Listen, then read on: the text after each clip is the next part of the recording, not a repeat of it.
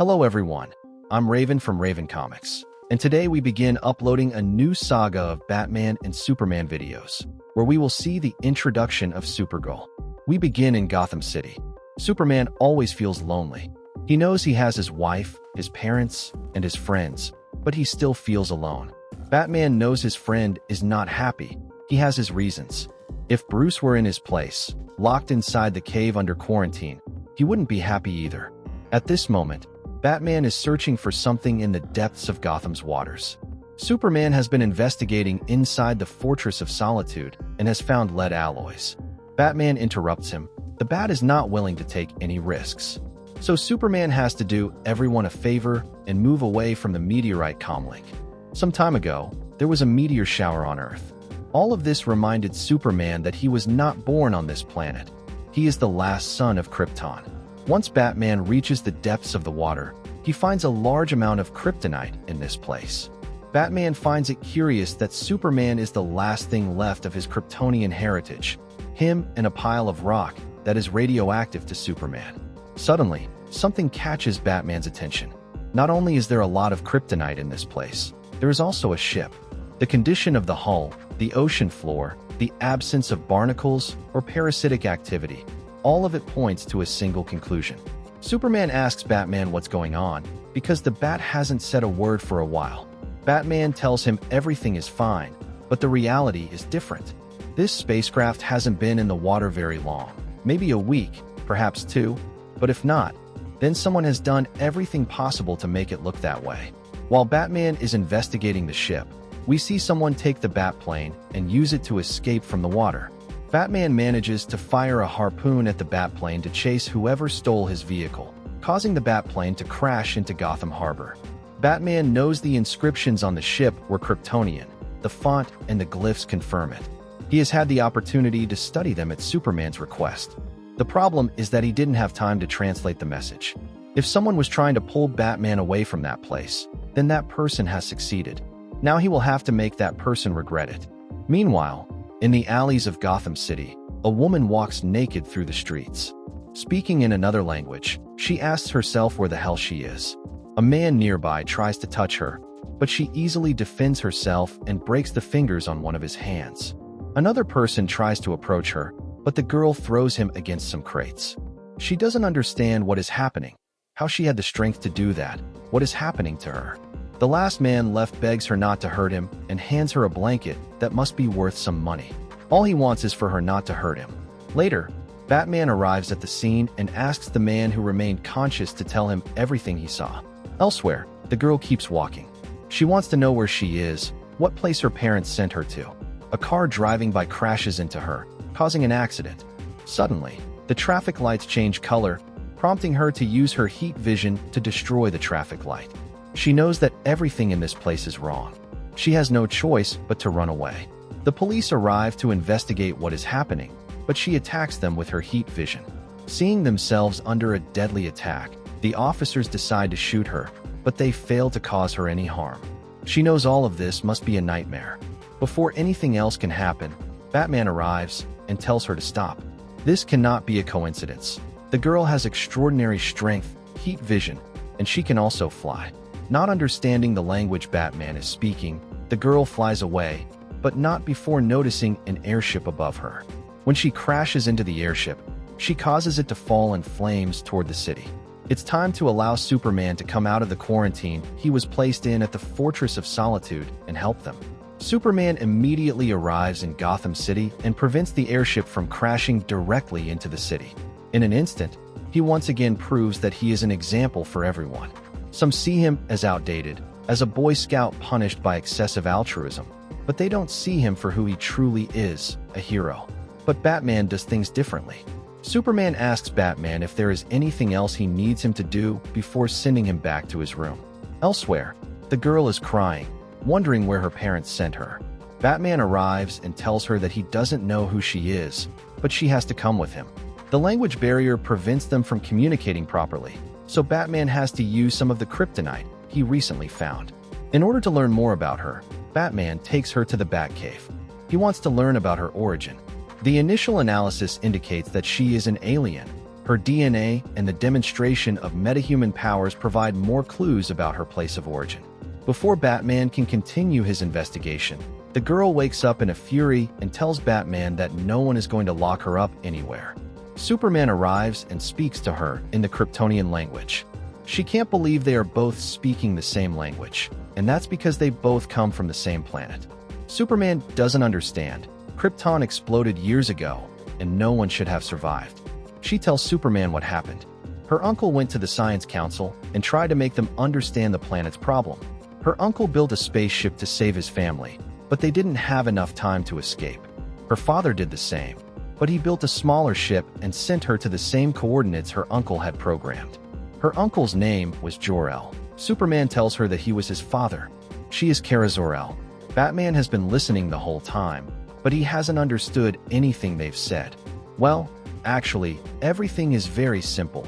She is Zor-El, his Kryptonian cousin. This is incredible. Superman feels like he is no longer alone. This is a love story, not between a man and a woman, but between a family that learns to love one another. No one remembers stories like this anymore. To Batman, this is a novel, not a typical crime novel where a crime has been committed or a corpse has appeared, but it is a story he knows very well. Batman feels that Kara's arrival on this planet is far too convenient. Additionally, the ship's navigation system was actually bringing an asteroid toward Earth, more precisely, directly towards Superman. Clark doesn't believe Luthor could have known, but what about Darkseid? Superman activates the ship. It appears that inside the ship there is sunlight, which explains why she was able to manifest her powers so quickly. That is why Batman thinks this feels like a novel with a happy ending. The Kansas farmer finds an unknown relative. She learned English in less than a month and several other languages as well. Batman hopes Clark is not planning to take her out of the Fortress of Solitude. With her powers, he isn't sure even this place is safe for her. Suddenly, Kara arrives at the Fortress of Solitude. For some strange reason, Krypto does not accept that she is Kara Zor-El of Krypton, Superman's cousin. Kara tells her cousin that she was down in the intergalactic zoo looking at things when suddenly the dog attacked her.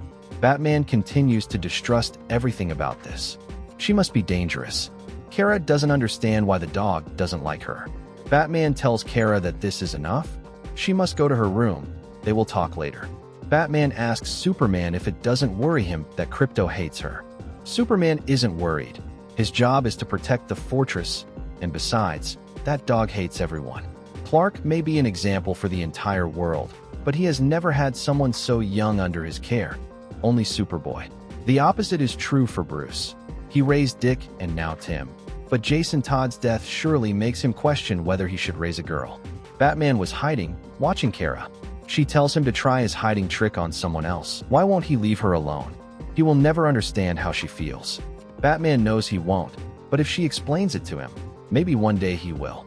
Kara tells Bruce about her past. She saw her parents die, and these two here are her uncles. Batman asks Kara if their clothing is accurate, since Clark has always doubted it.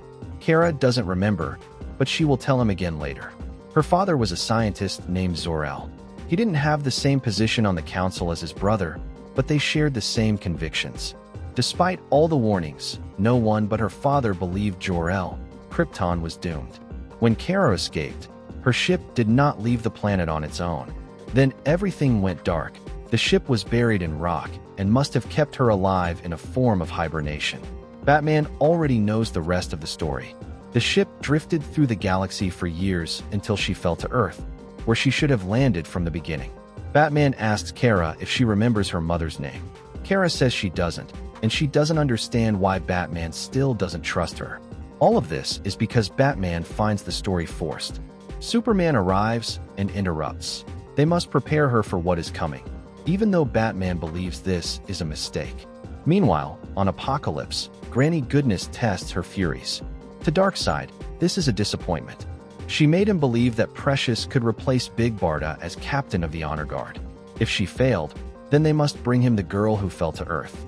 If they don't, Granny Goodness will be the next to fall at the hands of the Furies. Meanwhile, in Metropolis, Clark tells Kara a bit about what Earth is like and why heroes hide their identities.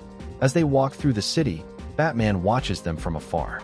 Suddenly, Batman and Superman realize something is wrong. It feels like someone is watching them from a distance.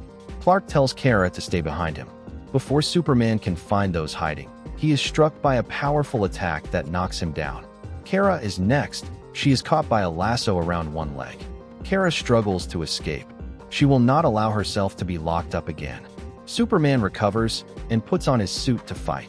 Whoever is responsible for this knows Superman's secret identity.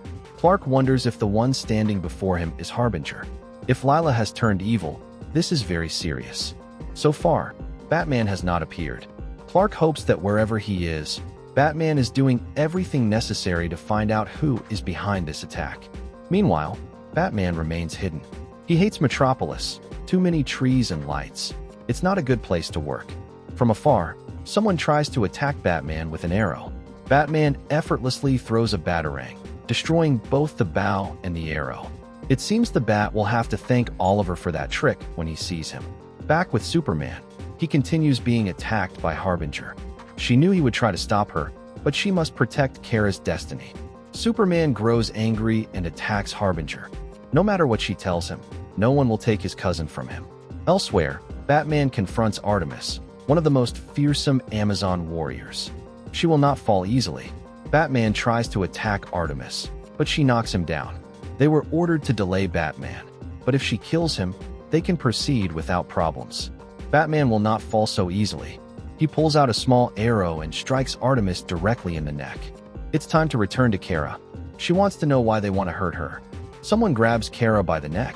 This is for her own good. Batman and Superman arrive at the scene. They cannot believe that the one responsible for all of this is Wonder Woman. She will take Kara away from this place, and they must do nothing to stop her. Thank you very much for watching this video. Don't forget to comment, like, and subscribe for more content like this. I'm TJ Prime, and see you in the next video.